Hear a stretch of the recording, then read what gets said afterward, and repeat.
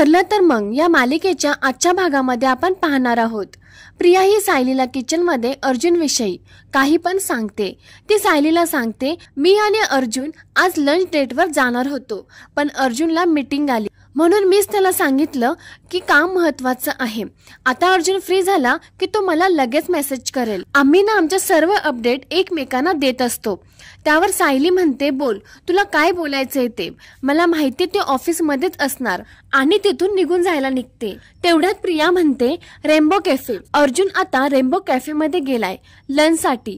तू डबा वगैरे घेऊन जाऊ नकोस, नाहीतर तू ऑफिसला जाशील आणि अर्जुन तेथे नसणार.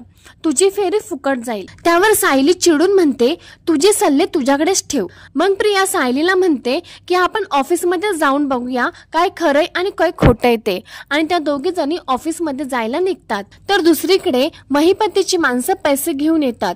ते बघितल्यावरती महिपती त्यांना म्हणतो, अरे तुम्ही वसुली करायला जाता की मोबाईलवरती रील्स बघायला, आणि त्यांना तिथून निघायला जायला सांगतो. नंतर महिपतींना कोणाचा तरी फोन येतो. तेव्हा महिपती म्हणतो, तुमचं आमच्याकडे अजिबात लक्षच नाही, कारण आश्रमावरचा स्टे उठल्याशिवाय आमचा रेस्टॉरंटचं काम कसं काय सुरू होईल. नंतर महिपती फोनवरचं बोलणं ऐकून खुश होतो आणि म्हणतो, खरं म्हणता की काय, तुमच्या तोंडात साखर पडो. साखर नाही, तुमच्या कपाटामध्ये प्लॅटचे पेपर्स पडो, असं बोलून तो फोन ठेवतो. तेवढं साक्षी पण तिथे येते आणि विचारते, काय झालं अण्णा. ते तिला सांगतात, आपल्या आश्रमाचा स्टे आता लवकरच उठणार आहे आणि ते आश्रम लवकरात लवकर पाडणार सुद्धा आहेत. मग आपलं रेस्टॉरंट लवकरच बनेल. साक्षी हे ऐकल्यावर खूप खुश होते. महिपती तिला म्हणतो, तू म्हणाली होतीस ना राजकारणाऱ्यांच्या नादी नका लागू, पण हेच राजकारणी आपल्याला मदत करतायत. दुसरीकडे प्रिया आणि सायली ऑफिसमध्ये आलेले असतात. तेव्हा तिथे अर्जुन नसतो. मग सायली अर्जुनला फोन करून विचारते, कुठे आहे. अर्जुन तिला सांगतो, मी रेनबो रेस्टॉरंटमध्ये लंच करायला आलोय. हे ऐकून सायली एकदमच शॉक होते आणि फोन ठेवून देते. पण प्रिया मात्र जोरात हसायला लागते आणि हसतच तिला म्हणते, काय बोललाय अर्जुन, तुझा चेहराच सांगतोय अर्जुन काय बोललाय ते. आणि अर्जुनच्या खुर्चीमध्ये बसते. मग सायली तिला त्या खुर्चीमधून उठायला सांगते. ही त्यांची खुर्ची आहे, उठ. मग प्रिया तिला चिडवतच म्हणते, तुला माहितीये तर ही अर्जुनची खुर्ची आहे, म्हणजे निदान तुला तुझ्या नवऱ्याबद्दल एवढं तरी माहितीये. आणि प्रिया पुढे बोलते, एवढं चिडून काही होणार नाही, कारण तुझा नवरा तुझ्या हातातून केव्हाच निसटून गेलाय आणि तुझे हे आहेत ना तेच ही खुर्ची आता हसत हसत मला देतील. सगळे अधिकार, सगळे मान आता फक्त माझे होणार आहेत. त्यावर सायली रागाने तिला म्हणते, तू ना हवे तेवढे स्वप्न बघ. मी तुला एक गोष्ट सांगून ठेवते.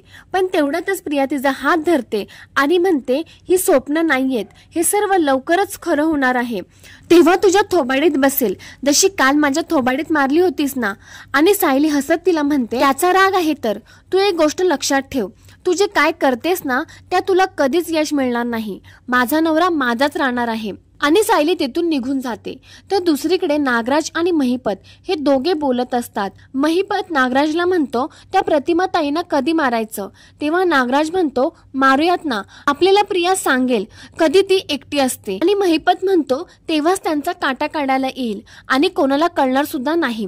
तेवढं साक्षी तिथे येते आणि ती म्हणते, अण्णा तुमचा तोच प्लॅन चालू आहे का अजून प्रतिमाला मारण्याचा. साक्षी चिडून म्हणते, अण्णा तुम्हाला किती वेळा सांगायचं, जगातल्या प्रत्येक प्रॉब्लेम वरती एखाद्याला मारायचं, खून करणं हेच एकमेव सोल्युशन नसू शकतं. ती म्हणते, अण्णा तुम्हाला कळते आपण एका खुनामध्ये अगोदरच अडकलेलो. आणि साक्षीची बडबड सुरू होते. त्यावर अण्णा तिला शांत करतात आणि म्हणतात, अगं गप्प बस, नाही मारत. आणि नागराजला म्हणतात, हो नागराज शेठ, या प्रतिमा ताईंना मारायचं कॅन्सल. अहो आमच्या पुरीला माणसं मारलेली नाही आवडत, भले मला तुरुंगात जावं लागलं तरी चालेल, पण त्यांना नाही मारायचं. त्यावर नागराज म्हणतो, तू काय एकटा जेलमध्ये जाणार का. माझ्या जर वहिनीला कळलं ना की प्रिया तन्वी नाहीये आणि खरी तन्वी सायली आहे, तर मग मी आणि प्रिया तुमच्या मागोमाग जेलमध्ये जाऊ. त्यावर महिपत म्हणतो, त्यावर काहीतरी उपाय असेलच ना माझ्या पोरीकडे, थांब तिला विचारतो. आणि रागाने तिला म्हणतो, कळलं का तुला, हे तिला उद्या आठवू शकतं की प्रिया तिची पोरगी नाही. त्यावर काहीतरी उपाय असेलच ना, तिला न मारता काय आहे उपाय. पण साक्षी त्यावर काहीच बोलत नाही. मग अण्णा तिला म्हणतात, नाही ना माहिती उपाय, मग थोबाड बंद ठेवायचं, बापाच्या पुढे थोबाड बंद ठेवायचं आणि कान उघडे ठेवायचे.